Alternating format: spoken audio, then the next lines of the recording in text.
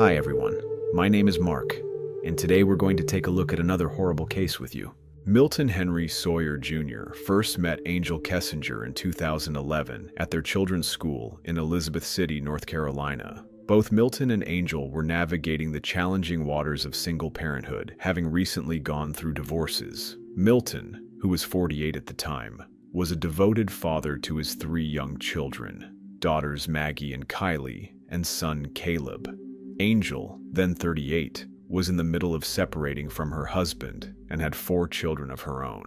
Milton couldn't help but be drawn to Angel's warm demeanor and the way she spoke so lovingly about her children. They discovered they shared similar struggles and hopes for their futures. Both were seeking stability for their families and someone who would understand the complexities of blended family life. Their conversations often centered around their children's needs, school activities, and the challenges of balancing work with parenting responsibilities. As time passed, Milton and Angel continued to spend more time together at various school events and community gatherings. Milton found himself looking forward to these encounters, appreciating how Angel seemed to genuinely care about his children's well-being. She would often ask about their interests and remember details from previous conversations, which touched Milton deeply. Her unease about her own marriage situation became apparent to Milton, who offered a sympathetic ear during her difficult divorce proceedings. What made Angel particularly appealing to Milton was her apparent dedication to family values. Milton had grown up learning the collectibles trade from his father and understood the importance of family traditions. He loved that Angel seemed to share these values and appeared committed to creating a stable, loving environment for all their children together.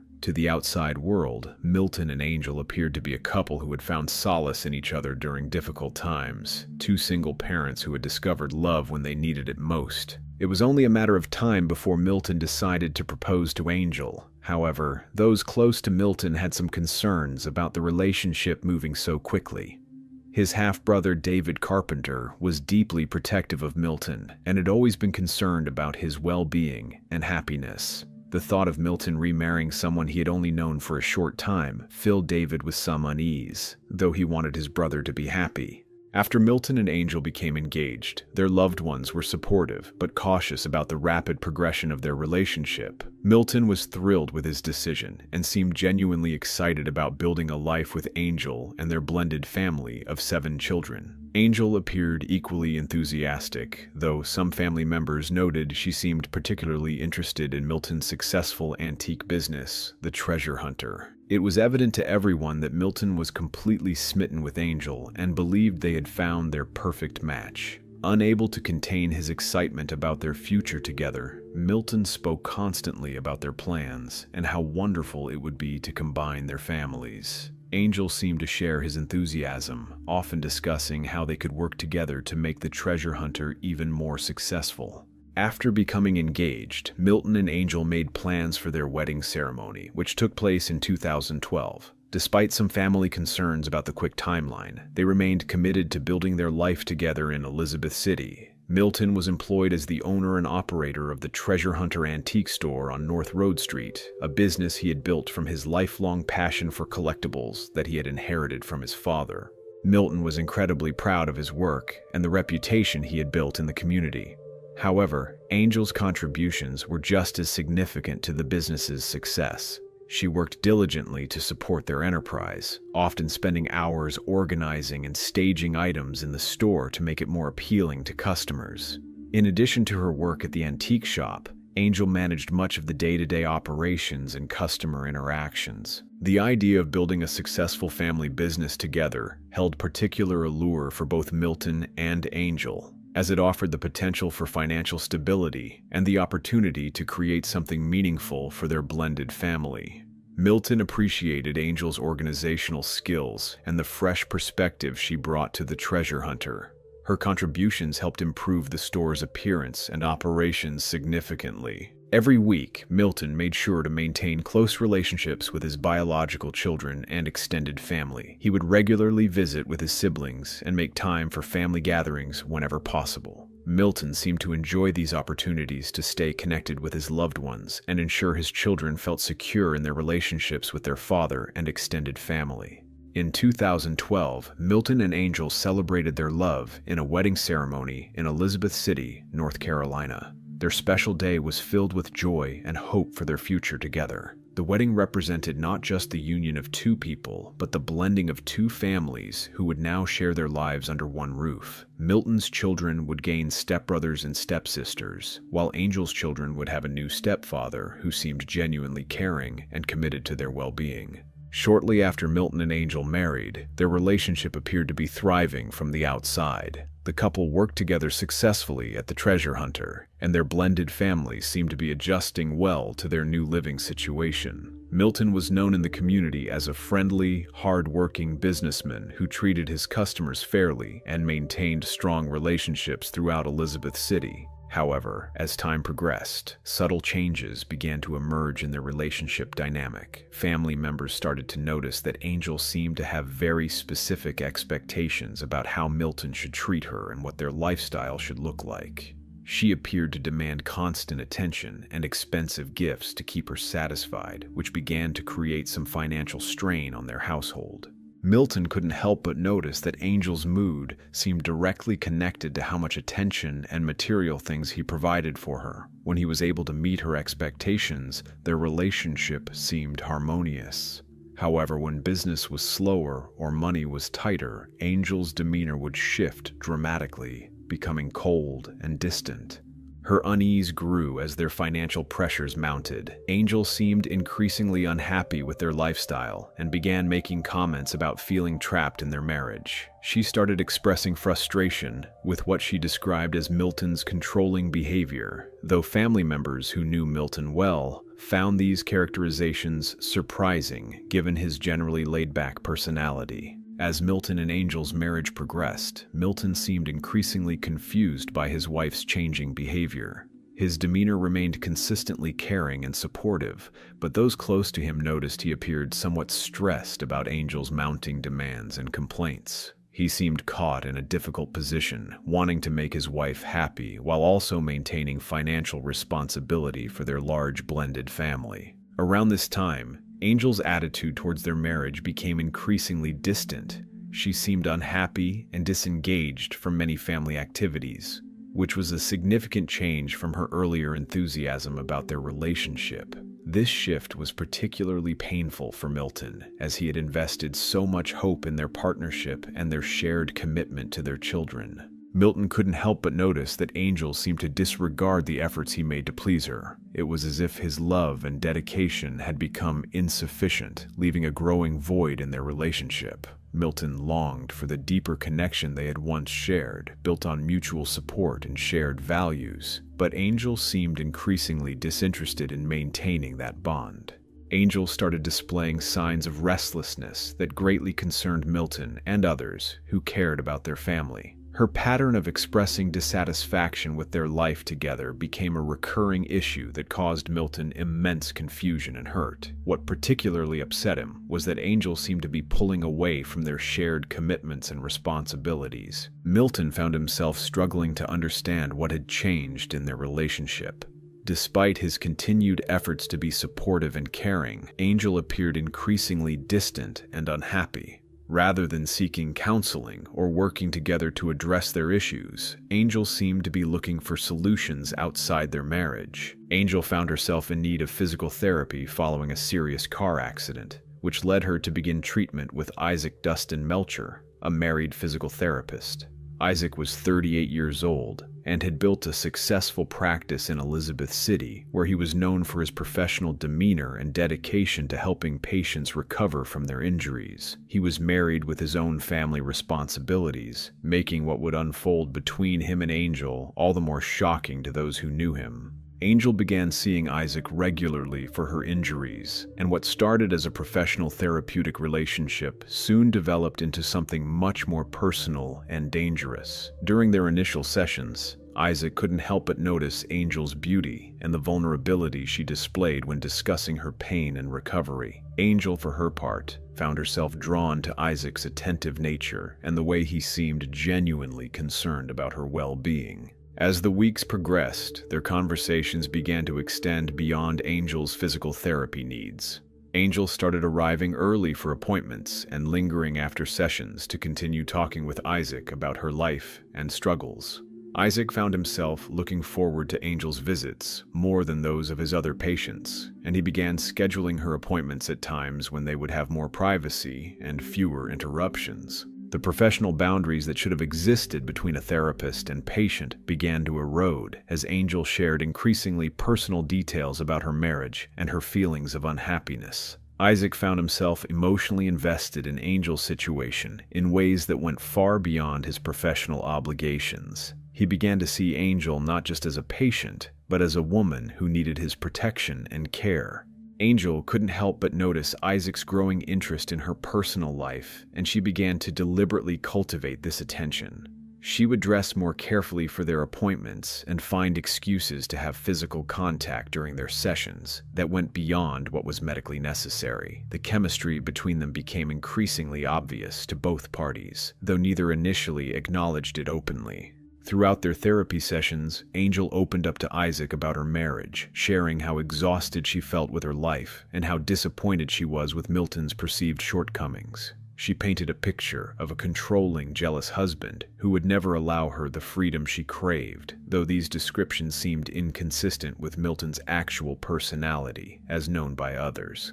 Isaac began to see Angel as a victim trapped in an unhappy marriage, and his protective instincts were activated in ways that clouded his professional judgment. Angel skillfully manipulated these feelings, presenting herself as someone who desperately needed rescue from her circumstances. She would often appear at appointments looking sad or stressed, claiming that Milton had been particularly difficult or demanding. The emotional manipulation escalated as Angel began suggesting that Milton's jealous nature would make it impossible for her to have any male friends or receive help from other men. She told Isaac that Milton had already expressed suspicion about their therapeutic relationship and had threatened to make her stop seeing him if he thought anything inappropriate was happening between them. These conversations planted seeds of resentment against Milton in Isaac's mind, as he began to view Angel's husband as an obstacle to her happiness and recovery. Angel fed this resentment by describing Milton as someone who cared more about his business and reputation than about her needs and desires. She claimed that Milton was emotionally manipulative and used their financial situation to control her choices and freedom. As their relationship progressed beyond professional boundaries, Isaac began to believe that he was the only person who truly understood and appreciated Angel. She had convinced him that their connection was special and that what they shared was worth the risks involved. Angel assured Isaac that her feelings for him were genuine and that she had never experienced the kind of understanding and care that he provided. Isaac's growing obsession with Angel began to affect other areas of his life, including his marriage and his relationships with other patients. He found himself distracted during other appointments, thinking about Angel and planning what he would say to her during their next session. His wife began to notice changes in his behavior, though she had no idea about the affair that was developing. The transformation of their relationship from professional to personal represented a betrayal of Isaac's ethical obligations as a healthcare provider and a violation of the trust that Milton had placed in his wife's treatment. What should have been a healing process for Angel's injuries became the foundation for a relationship that would ultimately lead to devastating consequences for everyone involved. Despite the increasing problems in their marriage, Milton remained committed to his family and was determined to make their relationship work. His dedication to Angel and their blended family was evident in his unwavering decision to continue supporting her through her difficulties, believing that their marriage was worth saving despite the challenges they faced as a couple. Around the time when Milton and Angel had been married for several years, their relationship was as strained as ever. One significant concern that raised alarms among Milton's family was Angel's increasingly secretive behavior and her growing involvement with her physical therapist, Isaac Melcher. The relationship between Angel and Isaac had clearly moved beyond professional boundaries. Milton was feeling distant from Angel and knew that something needed to change in their marriage. He had tried to communicate his concerns and feelings, but it seemed Angel wasn't interested in working on their problems together. He was deeply concerned that their marriage was falling apart, and he didn't want to lose the family they had built together. Milton was desperate to save his marriage with Angel and was willing to do almost anything to restore their connection. He believed that if he could just find the right approach or make the right changes, they could return to the happiness they had once shared. Unfortunately, Angel had already begun planning a very different solution to their marital problems. When Milton discovered Angel's affair with Isaac Melcher, he was devastated, but still hoped they could work through this betrayal. He confronted both Angel and Isaac about their relationship, hoping that bringing it into the open would force them to end their inappropriate connection. However, rather than recommitting to their marriage, Angel saw Milton's discovery as a threat to her newfound happiness with Isaac. Angel had convinced Isaac that Milton was a controlling, abusive husband who would never let her leave their marriage peacefully. She painted herself as a victim trapped in an impossible situation, claiming that Milton's jealous and possessive nature made it dangerous for her to pursue a divorce. These manipulations played directly into Isaac's protective instincts and growing obsession with Angel. The relationship between Angel and Isaac had become increasingly intense and obsessive. Isaac found himself completely devoted to Angel and willing to do anything she asked of him. When Angel suggested that the only way they could be together was if Milton was no longer in the picture, Isaac began to seriously consider what that might mean. Angel began to explicitly discuss the possibility that Milton would have to die for her to be free. She convinced Isaac that Milton would never agree to a divorce and would make their lives miserable if they tried to leave him. These conversations planted the seeds for a horrific plan that would ultimately destroy multiple families and end an innocent man's life. As Angel and Isaac continued their affair, they began meeting secretly to plan Milton's murder. Angel provided Isaac with detailed information about Milton's routines, their home's layout, and when they would be alone. She even gave Isaac a key to their house and showed him the best way to enter without being detected by neighbors. The plan they developed was designed to make Milton's death look like a robbery gone wrong. Angel would stage her own injuries to appear as another victim of the home invasion, while Isaac would kill Milton and ransack the house to make it appear that valuable items had been stolen. They believed this deception would allow them to be together without suspicion falling on either of them. On the evening of August 1st, 2018,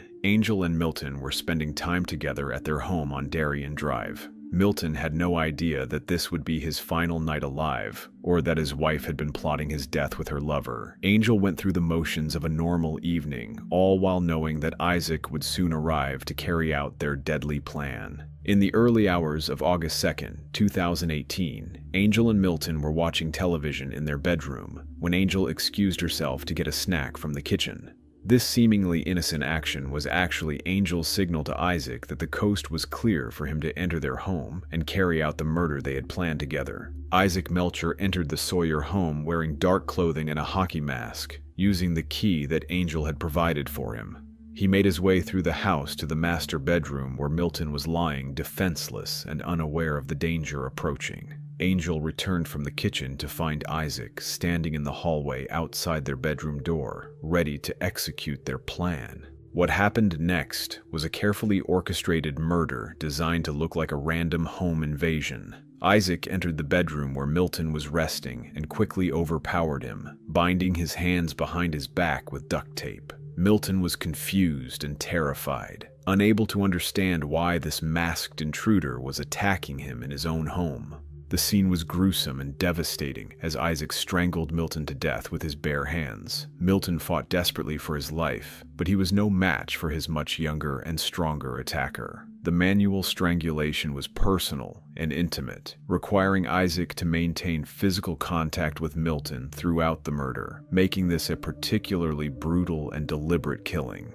After Milton was dead, Angel and Isaac worked together to stage the crime scene to support their story of a robbery gone wrong. They ransacked the bedroom, threw clothes around the room, and moved Milton's body to make it appear he had been killed during a struggle with an intruder seeking valuable items from their antique business. To complete their deception, Isaac struck Angel in the head with the gun he had brought, but the blow wasn't hard enough to create convincing injuries. Angel then took matters into her own hands, deliberately slamming her head against a side table to create more realistic wounds that would support her story of being attacked by the same intruder who killed her husband. Isaac left the Sawyer home through the back door, taking care to dispose of his clothing and the weapon in different locations throughout Elizabeth City to avoid detection.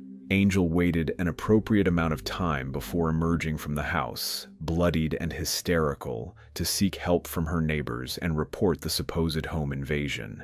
At approximately 12:30 a.m. on August 2, 2018, Angel Sawyer appeared at her neighbor's front door, covered in blood and claiming that someone had broken into her home and killed her husband. The neighbor immediately called 911 while Angel appeared frantic and traumatized by what she claimed had just occurred. When the Elizabeth City Police Department arrived at the scene, they found Angel with visible head injuries and duct tape around her wrists, supporting her story that she too had been victimized by the intruder. Inside the house, officers discovered a horrifying scene in the master bedroom and bathroom area where Milton's body was found. The scene was gruesome, with evidence of a violent struggle and Milton lying face down in the bathroom with his hands bound behind his back. Milton was found lifeless on the floor, and it was evident that he had suffered a violent death. Even for experienced police officers, the sight was deeply disturbing as they processed what appeared to be a robbery gone terribly wrong.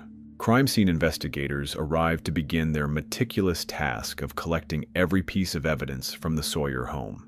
They carefully documented the scene, taking photographs and gathering any physical items that appeared to be related to the crime. The investigators noted that the bedroom had been ransacked and that valuable items appeared to be missing from the home.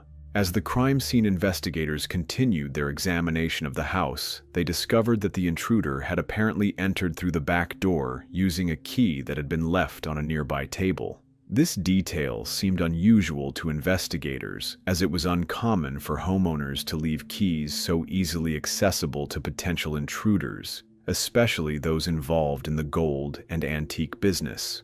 Meanwhile, police officers had to make the difficult journey to inform Milton's family that their beloved brother and father had been murdered. The news devastated Milton's siblings and children, who couldn't believe that someone would want to hurt such a kind and generous man. His family was initially supportive of Angel, believing she too was a victim of this terrible crime. At the hospital where Angel was being treated for her injuries, police conducted their initial interview with her about the events of that morning. Angel provided a detailed account of a masked intruder who had broken into their home, demanding money and attacking both her and Milton when they couldn't provide what he wanted. Angel told investigators that the intruder seemed to know about their antique business and specifically mentioned the treasure hunter, suggesting that the attack had been targeted rather than random. She described the attacker as wearing a mask and carrying a gun, claiming he had demanded money while using profanity and making threats against both her and Milton. However, as investigators continued to examine the evidence in Angel's story, inconsistencies began to emerge that raised questions about what had really happened that night. The positioning of Milton's body, the nature of his injuries, and certain details about the supposed robbery didn't align with typical home invasion scenarios that the officers had investigated in the past. The toxicology and autopsy reports for Milton revealed crucial information that contradicted Angel's version of events. The medical examiner determined that Milton had died from manual strangulation, a finding that was inconsistent with Angel's description of a chaotic struggle with an armed intruder seeking to quickly rob them and escape. As the investigation progressed, police began looking more closely at Angel's personal relationships and discovered rumors about her affair with Isaac Melcher, her physical therapist. When investigators approached Isaac for questioning, he initially denied any romantic involvement with Angel and claimed to have an alibi for the time of the murder. However, Isaac's story began to fall apart under scrutiny. He claimed that he had accidentally destroyed his cell phone by spilling water on it and was shopping for a replacement at Walmart during the time of Milton's murder. When investigators checked his alibi, they found inconsistencies that raised serious doubts about his truthfulness. The investigation took a dramatic turn when Isaac suddenly left North Carolina to visit his mother in Oregon. While this might have seemed like an attempt to avoid scrutiny, it actually worked in favor of law enforcement because Isaac ended up confessing details about the murder to an old friend while he was there. Isaac's friend was shocked by the confession and immediately contacted police to report what Isaac had told him. The friend agreed to cooperate with law enforcement and even consented to wearing a recording device during subsequent conversations with Isaac to gather additional evidence about the murder plot. These recorded conversations provided investigators with crucial evidence about the conspiracy between Angel and Isaac to murder Milton. Isaac detailed how Angel had convinced him that Milton was controlling and abusive, and that killing him was the only way they could be together. The recordings captured Isaac describing the actual murder and Angel's active participation in planning and staging the crime scene. On August 21, 2018, both Angel Marie Sawyer and Isaac Dustin Melcher were arrested and charged with first-degree murder in connection with Milton's death. The arrests came approximately 3 weeks after the murder, following the intensive investigation that had uncovered their conspiracy and the evidence proving their guilt. During the legal proceedings that followed, Isaac agreed to cooperate with prosecutors in exchange for a reduced charge. He testified against Angel for several hours during her trial, providing detailed testimony about their affair, the planning of Milton's murder, and the events of that fatal night in August 2018. Isaac's testimony revealed the calculated nature of their plan and Angel's role as the driving force behind the decision to kill Milton. He described how Angel had manipulated him into believing that murder was their only option, and how she had provided him with the means and opportunity to carry out the crime. On September 20th, 2021, Angel was found guilty of first-degree murder and conspiracy to commit murder by a Pasquotank County jury. Superior Court Judge Waylon Sermons sentenced Angel to life in prison without the possibility of parole, which is the mandatory sentence for a first-degree murder conviction in North Carolina. Isaac Melcher pleaded guilty to second-degree murder and received a sentence of 20 to 25 years in prison. His cooperation with authorities and testimony against Angel resulted in the reduced charge, and he is expected to be eligible for release around 2042, though he will have to serve a minimum of 20 years before being considered for parole. During the sentencing hearings, Milton's family members had the opportunity to address the court and express the devastating impact that his murder had on their lives. His siblings spoke about Milton as a loving father, brother, and businessman who had trusted Angel completely and never suspected that she was capable of such betrayal.